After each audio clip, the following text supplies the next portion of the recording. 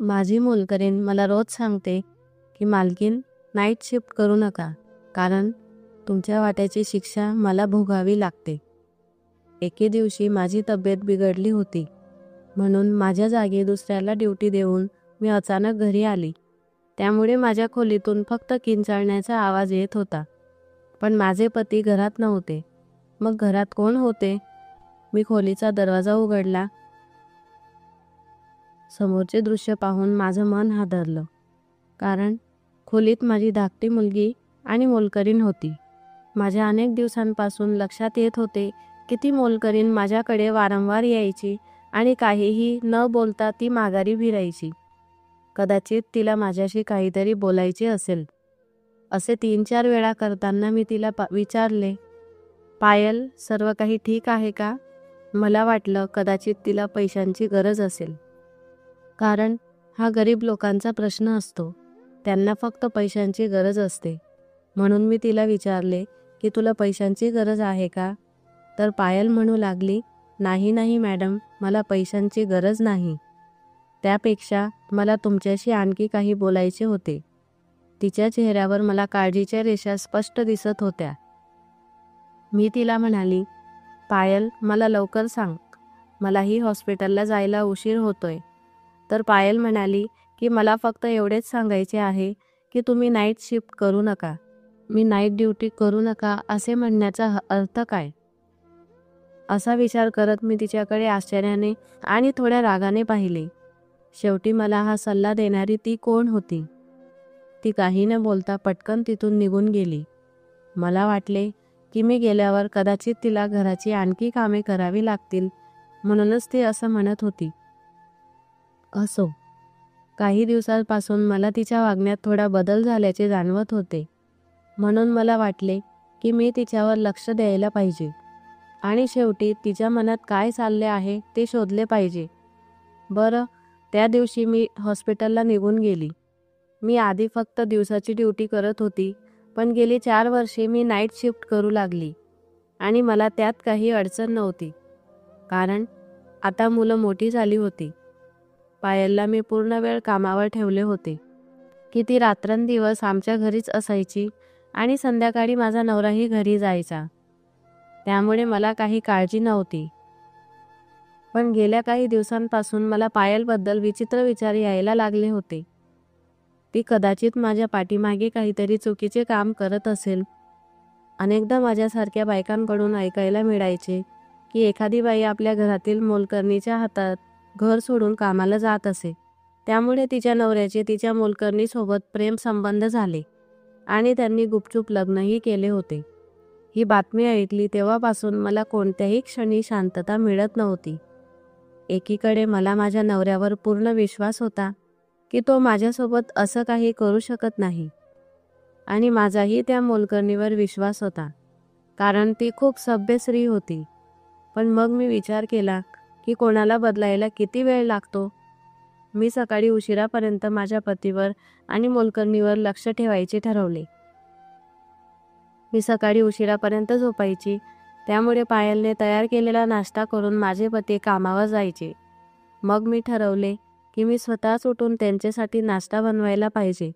पण रात्रभर ड्युटी करून एवढी दमून जायची की 6 वाजता घरी परतल्यावर गाढ झोप लागायची आणि पुन्हा उठायचेच नाही. 6 वाजता झोपल्यानंतर मी दुपारी 2 वाजता उठायची आणि जेवल्यानंतर मी माझ्या खाजगी दवाखान्यात जात असे, कारण हॉस्पिटलच्या नोकरीशिवाय मी एक खाजगी दवाखाना देखील टाकला होता, ज्यात मी गरीब लोकांवर मोफत उपचार करायची. कधीकधी माझा नवरा माझ्याकडे तक्रार करायचा की वर्षा, तू तुझं आयुष्य इतकं व्यस्त केलं आहेस की माझ्यासाठी तुझ्याकडे वेळ नाही. शेवटी मला पण तुझी गरज असते. पण माझा नवरा खूप चांगला होता. मी त्याला समज घालायची आणि जीवनाचा असाच दिनक्रम चालू होता. काही दिवस शांततेत गेले. मला असे काही दिसले नाही, त्यामुळे मीही काहीशी निवांत झाली. पण एके दिवशी पायल पुन्हा माझ्याकडे आली आणि म्हणाली, मॅडम, जर तुम्ही माझे ऐकले तर तुम्ही तुमची ड्युटी दिवसा करून घ्या. तुम्ही गेल्यानंतर मला तुमच्या कृत्याची शिक्षा भोगावी लागते. यावेळी ती खूप रागाने बोलत होती. आणि तिचे बोलणे संपवून ती तिथून निघून गेली. तिने जे काही सांगितले ते ऐकून मला आश्चर्य वाटले. माझ्या कृत्याचे शिक्षेचा अर्थ म्हणजे काय, हा प्रश्न मला पडला. ती माझ्या पतीसोबत माझ्या वाटेचा वेळ तर नाही घालवत होती ना, हा विचार करताच माझ्या पायाखालची जमीन सरकायला लागली. माझा नवऱ्यावरचा विश्वास हळूहळू डळमळू लागला. पण मग मला वाटलं, नाही, हे शक्य नाही. पण तरीही तिच्या वारंवारच्या आग्रहामागचा हेतू काय होता, हे मला कळायला हवं. तिचे म्हणणे म्हणजे मी रात्रीची शिफ्ट करू नये आणि दिवसाची शिफ्ट करावी. मी एक डॉक्टर होती. मी आयुष्यभर प्रामाणिकपणे काम केले आहे आणि कधी कोणाचे उपकारही घेतले नाही. हॉस्पिटलच्या कर्मचाऱ्यांनी मला दिलेली कोणतीही जबाबदारी मी आनंदाने स्वीकारत होती आणि मी आधीच रात्रीच्या शिफ्टसाठी बोलून ठेवले होते की मी रात्रीची शिफ्ट करेन, मला काहीही अडचण नाही आणि आता मला अचानक सोडताही येणार नाही. इतकी वर्षे मी मेहनत करत आहे आणि कधी हारही मानत नाही. माझे शब्द मला फिरवायचे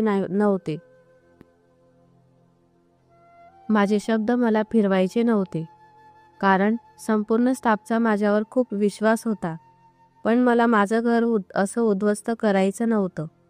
मला वाटलं काहीतरी करावं लागेल. पायल गेल्या 1 वर्षापासून माझ्या घरी काम करत होती आणि या काळात ना माझी तिच्याविरुद्ध कोणतीही तक्रार नव्हती. ती एक विधवा स्त्री होती व तिला 2 मुलेही होती आणि मी तिला नोकरीच्या पहिल्याच दिवशी सांगितले होते की तुला इथे 24 तास राहावे लागेल. तिच्या मुलांबद्दल तिला कोणतेही टेन्शन नव्हते, कारण तिच्या मुलांची काळजी घेण्यासाठी तिचे आईवडील होते. ते गावात राहत होते. ती आमच्या घरी एकटीच राहायची आणि तिला जो काही पगार मिळतो तो तिच्या मुलांना सांभाळायला गावी पाठवत असे. मी तिला अनेकदा सांगितले होते की तुला हवे असेल तर तू तुझ्या मुलांनाही इथे बोलावू शकतेस. तू जिथे राहतेस तुझी मुलेही तिथेच राहतील. पण तिने नकार का दिला ते मला कळाले नाही. तिच्यासोबत वेळ खूप छान जात होता. आजपर्यंत तिने कोणाबद्दल तक्रारही केली नव्हती. पण आता गेल्या काही दिवसांपासून तिची वागणूक विचित्र झाली आहे. ती माझ्याशी नेहमी एकच बोलायची की मॅडम तुम्ही दिवसा ड्युटी पूर्ण करा व रात्री घरीच राहा. मला काहीच समजत नव्हते रात्री घरी काय होते. त्यामुळे ती घाबरायची आणि मला हे सांगायची. एक दिवस असे झाले की मी ड्युटीवर होती आणि अचानक एक नर्स माझ्याकडे आली आणि मला म्हणाली की कोणी बाई तुम्हाला भेटायला लांबून आल्या आहेत. मी विचारले की ती पेशंट आहे, कारण यावेळी माझी ड्युटी इमर्जन्सी वॉर्डमध्ये होती. तर ती म्हणाली नाही, ती तुमच्या नातेवाईकांपैकी एक आहे. यावेळी माझे कोणते नातेवाईक मला भेटायला हॉस्पिटलमध्ये येतील या विचारात मी बाहेर पडली. मी बाहेर गेली तर समोर एक अनोळखी बाई उभी असलेली मला दिसली. मी आश्चर्यचकित होऊन विचारलं, कोण आहे आपण आणि तुला मला का भेटायचं आहे? तर ती विचारू लागली, तू तीच डॉक्टर वर्षा आहेस का? मी म्हणाली, हो, मी डॉक्टर वर्षा आहे. माझे म्हणणे ऐकून तिने लगेच मोबाईल काढला, कॅमेरा चालू करून माझा फोटो घेऊन निघून गेली. मला काय झाले ते काही सेकंद समजलेच नाही आणि तोपर्यंत ती माझ्यापासून लांब निघून गेली. तिने माझा फोटो का काढला आणि ती कोण आहे हे विचारण्यासाठी मी पटकन तिच्या मागे धावली. पण ती खूप वेगाने पळत गेली आणि माझ्यापासून दूर गेली. मी अस्वस्थ होऊन परत हॉस्पिटलला आली आणि विचार करू लागली की देवा, माझ्यासोबत हे काय चालले आहे? ती बाई कोण होती आणि ती इथे का आली? मला खूप अस्वस्थ वाटत होतं, जणू काही वाईट घडणार आहे. माझ्या आयुष्यात काहीतरी चुकीचे घडणार आहे. मला माझे मन वारंवार संकेत देत होते की कदाचित माझ्या आयुष्यात काहीतरी चुकीचे घडणार आहे.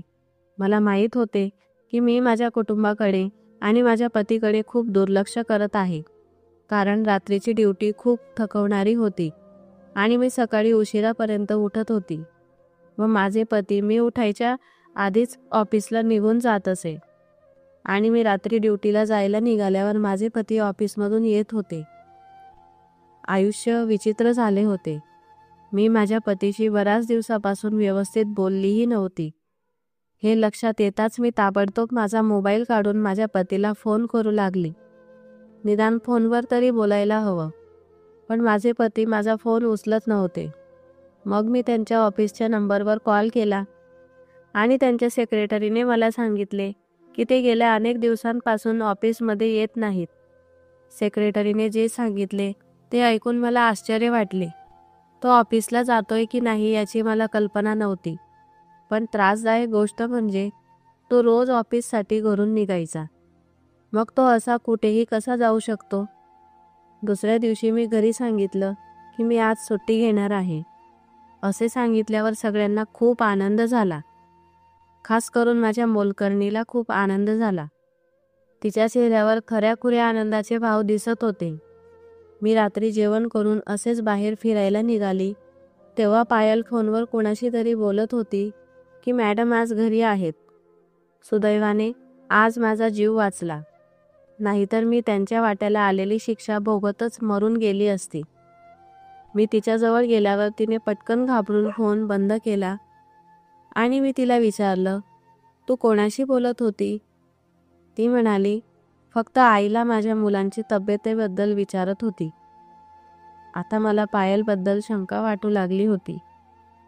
ती नक्कीच माझ्यापासून काही मोठी गोष्ट लपवते का? असं तर नाही की ती काही चुकीच्या मार्गी लागली आहे. मी विचार केला की आज रात्री घरीच आहे, बघू काय होते ते रात्री. पण रात्री मी माझ्या डोळ्यांनी पाहिलं की सगळे गाढ झोपलेले होते. घरात असे काहीच झाले नाही व माझ्या रजेबद्दल ऐकून माझे पती खूप खुश झाले आणि म्हणाले की इतका वेळ झाला की आम्ही एकत्र वेळ घालवण्याची संधी मिळाली नाही.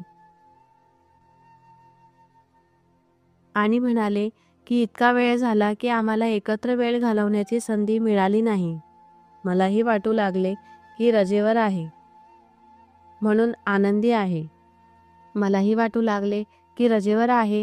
आनंदी आहे की आज घरी म्हणून नाटक करत आहे. मी रात्री कामावर गेल्यावर त्याचे आणि माझ्या मोलकरणीचे काही प्रेम संबंध होत असतील का?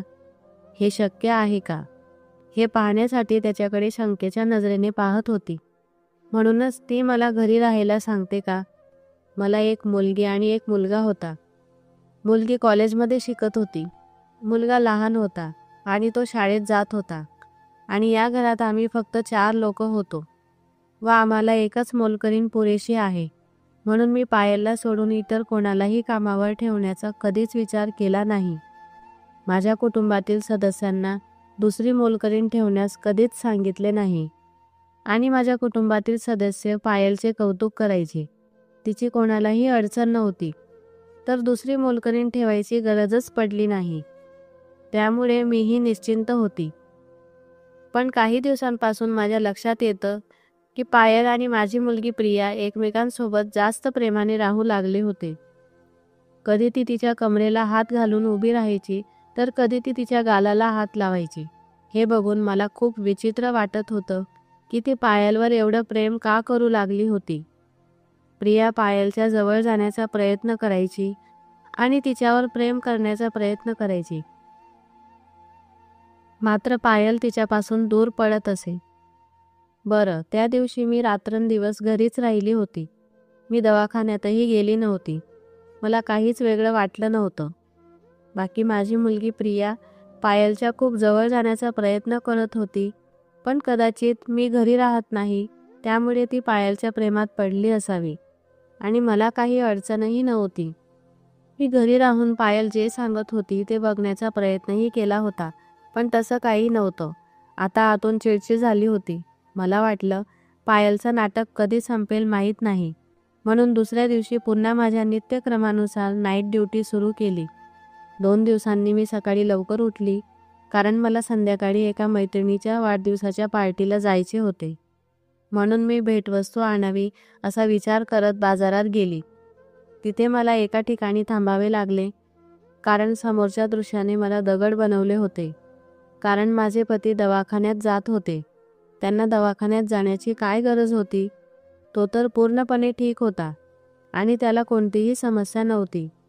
मी देखील त्याच्या मागे हॉस्पिटलमध्ये गेली आणि त्याला एका खोलीत जाताना पाहिले. मी खिडकीच्या आत डोकावले आणि पाहिले की तो एका महिलेला काही पैसे देत होता. मला ती स्त्री ओळखता येत नव्हती, कारण ती माझ्याकडे पाठ करून उभी होती. त्या महिलेला पैसे देऊन हातात हात घेऊन माझा नवरा पटकन बाहेर आला आणि मग त्या महिलेने कोणाला तरी फोन लावला आणि बोलावले. आणि काही वेळाने आलेल्या बाईला पाहून मी चकित झाली. ती बाई दुसरी कोणी नसून पायल होती. त्या महिलेने पायलला काही पैसे दिले व पायलने तिचे आभार मानले आणि तिथून निघून गेली. आणि हे सगळं काय होतं मला काहीही समजत नव्हतं. माझ्या पतीने अनोळखी बाईला हॉस्पिटलमध्ये जाऊन पैसे दिले आणि त्या अनोळखी बाईने माझ्या पतीने दिलेल्या पैशांमधून काही पैसे पायलला दिले. पण हा सगळा प्रकार काय होता मला काहीही समजत नव्हतं. थोड्या वेळाने त्या बाईने माझ्याकडे तोंड केले. मी त्या बाईला पाहून स्तब्ध झाली, कारण इतके दिवस निघून गेल्यावर मला त्या बाईचा चेहरा आठवत होता. ती कोणी नसून जी मला हॉस्पिटलला भेटायला आली होती आणि माझा फोटो काढून पळून गेली होती, तीच बाई होती. या बाईचा माझ्या पतीशी काय संबंध आहे मी तिलाच जाऊन विचारू, पण त्याआधीच दुसरा माणूस त्या बाईकडे आला व ते एकमेकांशी हस्तांदोलन करून तेथून निघून गेले. हे सर्व पाहून आता मला पक्का विश्वास बसला होता की ते नक्कीच माझ्या बाबतीत काहीतरी कट रचत आहे आणि हा कट त्या दोघांनी मिळून रचला होता. मी जेव्हा रात्री नाईट ड्युटीला जात होती तेव्हा माझे पतीही घरी आले आणि ते मला म्हणाले की मलाही तुझ्यासोबतच निघायचे आहे. शहरात माझे महत्त्वाचे काम आहे. मला हे ऐकून या गोष्टीचे टेन्शन आले की जर तेही बाहेर राहतील तर मी सत्याचा शोध कसा लावू. पण त्यानंतर मी असा विचार केला की ठीक आहे, आज नाही तर कधीतरी खरं समोर येईल. मला हॉस्पिटलमध्येही सारखे तेच विचार येत होते आणि विचार करून माझं डोकंही दुखू लागलं होतं. सर्जन डॉक्टर हॉस्पिटलला आले व त्यांनी माझी तब्येत पाहिली. ते मला म्हणाले की तुमची तब्येत बरी नाही, तुम्ही घरी जाऊन आराम करा. आणि मलाही असे वाटू लागले की मी जास्त वेळ काम करू शकत नाही, म्हणून मी माझ्या जागेवर दुसऱ्या डॉक्टरला ड्युटी दिली आणि मी न सांगताच निघून आली. मी याआधी कधीच अशी घरी आली नव्हती. घरी आली तेव्हा दरवाजा बंद होता. मी माझ्या चावीने दार उघडले आणि माझ्या लक्षात आले की माझे पती अजूनही घरी परतले नव्हते, कारण अंगणात त्यांची गाडीही नव्हती. जशीही मी घरात गेली आणि मला ओरडण्याचा आवाज आला, मी धावतच वरच्या रूममध्ये गेली आणि पाहिले तर माझ्या लहान मुलीच्या रूममधून ओरडण्याचा आवाज येत होता. मी आतमध्ये गेली आणि समोरचे दृश्य पाहून मी सुद्धा जोरात ओरडले, कारण ते दृश्यच असे होते. माझी मुलगी त्या कामवालीला बेदम मारत होती आणि हा ओरडण्याचा आवाज त्या कामवालीचाच होता. मला पाहताच ती माझ्याकडे धावत आली आणि माझ्या मागे लपली आणि मला म्हणू लागली की याच कारणामुळे मी तुम्हाला नाईट शिफ्ट घ्यायला नकार देते, कारण तुम्ही ड्युटीला गेल्यावर माझ्यासोबत नेहमीच असे होते आणि हे खूप महिन्यांपासून सुरू आहे. मी माझ्या मुलीकडे रागाने पाहिले आणि तिला म्हटले की तू का पायलला मारत आहेस? तिने असे काय केले आहे? माझ्या तोंडून हे शब्द ऐकताच माझ्या मुलीने मलाही धक्का दिला आणि मला म्हणू लागली की तुम्हाला आमच्या मायलेकींमध्ये बोलण्याचा काहीही अधिकार नाही, तुम्ही येथून निघून जा. हे ऐकून मी आश्चर्याने तिच्याकडे पाहू लागली आणि तिला म्हणाली की तू हे काय बोलत आहेस? तुझी आई मी आहे, पायल नाही. मला तर असे वाटत होते की ती भानावर नाही. आणि दुसरीकडे पायलही खूप घाबरलेल्या अवस्थेत होती. प्रिया खूपच रागात होती आणि ती रूममधील सामान इकडे तिकडे फेकत होती. मला असे वाटू लागले की ती रागाच्या भरात स्वतःलाही इजा करून घेईल, म्हणून मी पटकन बॅगमधून झोपेचे इंजेक्शन काढले आणि तिला टोचून दिले. आता ती शांतपणे झोपली होती. हा प्रकार पाहून मला खूप टेन्शन आले होते आणि माझ्या समोरच घाबरलेल्या अवस्थेत पायल उभी होती. मला हेच कळत नव्हते की हे काय चालले आहे. मी पायलला प्रश्न विचारू लागली की हे काय चालले आहे आणि केव्हापासून चालत आहे. तेव्हा ती मला म्हणाली, तुम्ही माझ्यासोबत या मी तुम्हाला सर्व काही खरं सांगते. मला माझ्या मुलीला पाहून खूप काळजी वाटत होती की ती मला आई म्हणण्यास नकार का देत होती. पायल तेथून पटकन रूमच्या बाहेर गेली. मीही तिच्यासोबत गेली आणि ती मला म्हणू लागली की हे सर्व जे काही होत आहे ते फक्त तुमच्यामुळेच होत आहे. मी तुम्हाला किती वेळा सांगितले होते की तुम्ही नाईट शिफ्ट घेऊ नका, पण तुम्ही ऐकण्याच्या मनस्थितीत नव्हते. तुम्ही हे आठवण्याचा प्रयत्न करा की शेवटच्या वेळी केव्हा तुम्ही तुमच्या मुलांशी प्रेमाने गप्पा मारल्या होत्या आणि त्यांच्याजवळ बसल्या होत्या, किंवा त्यांच्या मनातील एखादी गोष्ट समजण्याचा प्रयत्न केला होता. तिच्या तोंडातून हे शब्द ऐकून मी गप्पच बसले, कारण ती जे काही बोलत होती ते सत्य होते. मला लहानपणापासूनच डॉक्टर बनण्याची इच्छा होती आणि खूप कठीण परिस्थितीत मी माझे स्वप्न पूर्ण केले. माझे पती खूप चांगले होते. त्यांना माझे स्वप्न माहीत होते आणि म्हणूनच लग्नानंतरही त्यांनी माझे शिक्षण पूर्ण केले आणि मला शिकण्यासाठी कधीही अडथळा दिला नाही. आणि मुलं झाल्यानंतर त्यांनी मला नोकरी करण्याचीही परवानगी दिली. लहानपणापासूनच माझ्या मुलांना कामवाल्यांनी सांभाळले होते. मी माझ्या परीने भरपूर प्रयत्न केला की मी त्यांना वेळ देऊ, पण एक डॉक्टर असल्याकारणाने माझ्या दुसऱ्याही जबाबदाऱ्या होत्या आणि माझा जास्तीत जास्त वेळ हॉस्पिटलमध्ये जात असे. तरीही माझे प्रयत्न असे असायचे की मी त्यांना चांगले शिक्षण आणि चांगले संस्कार देऊ शकेल. जरीही मला त्यांच्यासाठी वेळ नसला तरीही याचा अर्थ असा नव्हता की माझे त्यांच्यावर लक्ष नव्हते किंवा त्यांच्यावर प्रेम नव्हते. त्यावर पायल म्हणू लागली की ह्याच गोष्टींमुळे प्रिया हळूहळू डिप्रेशनमध्ये गेली, कारण तिच्या आईवडिलांना तिच्यासाठी वेळ नव्हता. ती लहान होती आणि लहान वयातच कॉलेजमध्ये चुकीची संगत मिळाल्यामुळे ती बिघडली. तिला वाईट सवयी लागल्या आणि आईचे प्रेम न मिळाल्यामुळे ती मानसिक रुग्णही झाली. आणि याच गोष्टीमुळे आता ती तिचा राग मला मारून काढते. तुम्ही नेहमी बाहेर असल्यामुळे ती मलाच तिची आई समजते आणि सगळा राग माझ्यावर काढते. आणि सकाळ होताच ती माझ्याकडून माफी मागते. आणि फक्त माफीच मागत नाही, तर मी तुम्हाला काही सांगू नये यासाठी मला भरपूर पैसेही देते. मी गरीब आहे आणि माझ्यावर माझ्या मुलांची आणि माझ्या म्हाताऱ्या आईवडिलांची जबाबदारी आहे. त्यामुळे मी हे सर्व काही सहन करत आहे. रात्री मी तिचा मार खाते आणि सकाळी मला त्या बदल्यात पैसे मिळतात, म्हणून मी हे सर्व काही विसरून जाते. एके दिवशी असेच झाले. प्रिया मला सकाळी उठून पैसे देऊ लागली आणि माझ्याकडून माफी मागू लागली.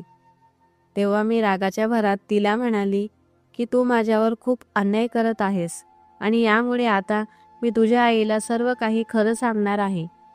तू मनोरुग्ण आहे. तुझी आई तुला एका चांगल्या हॉस्पिटलमध्ये ॲडमिट करेल. हे ऐकून ती घाबरली आणि मला म्हणाली की जर तू माझ्या आईला खरं सांगितलंस तर मी तुझाही जीव घ्यायला कमी करणार नाही. प्रियाची प्रकृती आता दिवसेंदिवस जास्तच बिघडत चालली होती, म्हणून मी घाबरले आणि तुम्हाला काहीही सांगितले नाही. मी तुम्हाला फक्त एवढेच म्हणत होती की तुम्ही बाहेर जाऊ नका, तुम्ही घरातच थांबा. मी पायलला विचारले की हा सर्व प्रकार केव्हापासून सुरू आहे. ती म्हणाली की जवळपास 1 वर्षापासून हे सर्व काही चालले आहे. प्रियाची वागणूक माझ्याबद्दल कधी खूप चांगली होती तर कधी खूप क्रूर होती. कधी कधी ती माझ्याशी खूप प्रेमाने वागत असे आणि कधी कधी माझ्यावर पूर्ण राग काढत असे आणि कधी कधी ती मला रात्रभर तिच्या आवडीचे पदार्थ बनवण्यास सांगत असे आणि माझ्या हातानेच ती ते पदार्थ खात असे. ती सर्व काही माझ्याजवळ करत असे. ज्या गोष्टी एक मुलगी आपल्या आईजवळ करते, ती मला म्हणत असे की तू माझी आई बनण्याचे नाटक कर आणि मला प्रेम दे, जे एक आई आपल्या मुलांना देते. आणि जेव्हाही मी हे सर्व काही करण्यास नकार देत असे तेव्हा ती रागात मला मारत असे.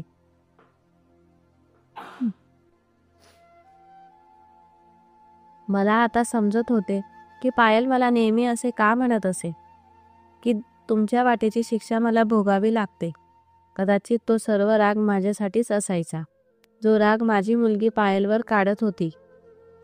मी कधी स्वप्नातही असा विचार केला नव्हता की माझ्या पाठीमागे माझ्या मुलांसोबत हे सर्व काही होत आहे. परंतु माझे पती त्या महिलेला का भेटले जिने माझा फोटो काढला होता? आता ही सर्व हकीकत पायललाच माहीत होती. तीच मला सर्व काही सांगू शकत होती. तिच्याशिवाय खरं कोणालाच माहीत नव्हतं. जेव्हा मी तिला विचारू लागली तेव्हा ती मला म्हणाली की मॅडम, तुम्ही तर माझे काही ऐकण्याच्या मनस्थितीतच नव्हते. म्हणून मी साहेबांना सर्व काही सांगितले. त्यांनी आपल्या मुलीसाठी एका डॉक्टरसोबत बोलणे केले आणि तिची पूर्ण कंडिशन त्या डॉक्टरांना सांगितली आणि त्यांना विनंती केली की माझ्या मुलीला पूर्णपणे बरं करा. साहेबांना तुम्हाला या सर्व टेन्शनपासून लांब ठेवायचे होते, त्यामुळे त्यांनी तुम्हाला काहीही सांगितले नाही. आणि ज्या महिलेला ते भेटले होते तीच ती डॉक्टर होती. तुमच्या पतीने त्या डॉक्टरांना विनंती केली होती की माझ्या पत्नीला हे सर्व माहीत होण्याआधीच माझ्या मुलीला बरं करा. त्यांना तुम्हाला टेन्शन द्यायचे नव्हते. ते डॉक्टरांना म्हणाले की वर्षा ही एक डॉक्टर आहे आणि तीही लोकांची सेवा करते, म्हणून त्या डॉक्टरांनीही तुमच्या हॉस्पिटलचा पत्ता घेतला होता आणि त्या दिवशी साहेब त्यांना त्यांची फीस द्यायला गेले होते आणि मीही त्यांना मदत करत होती. ते डॉक्टर जेव्हाही मला बोलवत असे मी त्या हॉस्पिटलला जात असे आणि ते मला प्रियाबद्दल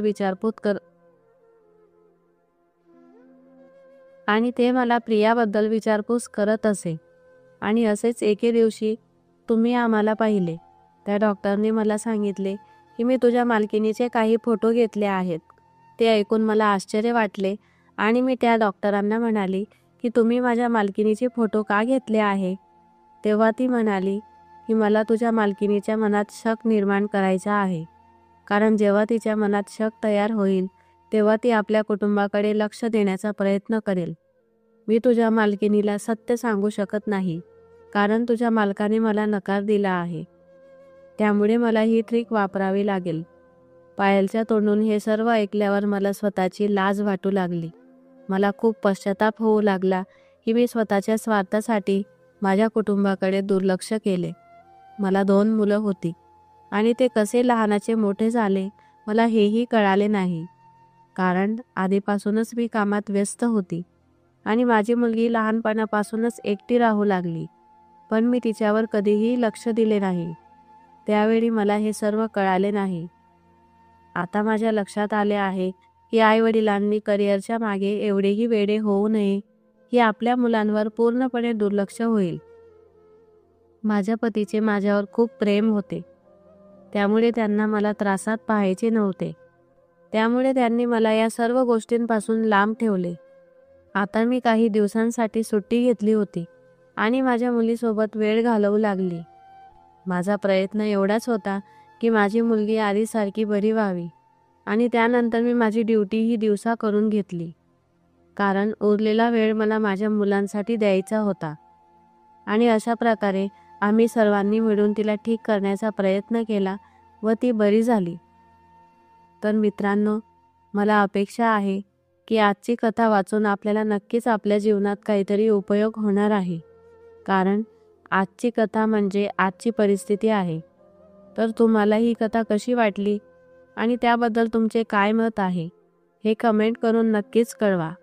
आणि चॅनलवर नवीन असाल तर लाईक आणि सबस्क्राईब करायला विसरू नका. धन्यवाद.